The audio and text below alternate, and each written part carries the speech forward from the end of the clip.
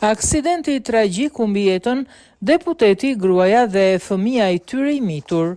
Një aksident automobilistik ka ndodhur në qytetin Puraçi të Banja Lukës në Bosnjë Hercegovinë. Mediat vendase raportojnë se deputeti i Kuvendit Nacional të Bosnjë Hercegovinës, Srdjan Todorović, ka humbur jetën në aksident së bashku me bashkëshorten dhe fëmijën e tyre të mitur. Ngjarja ndodhi ditën e dieshme në autostradën 9 janari, ka konfirmuar policia e Banja Lukës. Aksidenti raportohet të ketë ndodhur rreth orës 12:50 në fshatin Puraçi në rrugën Doboj Banja Luk. Në përplasje janë përfshirë një makinë pasagjerësh Volvo dhe një kamion me rimorkjo. Sipas informacioneve, tragjedia ka ndodhur kur makina Volvo e drejtuar nga Todorović është përplasur me shpejtësi të madhe me rimorkjon e një kamioni që ishte ndalur në rrugë për shkak të një aksidenti të mëparshëm.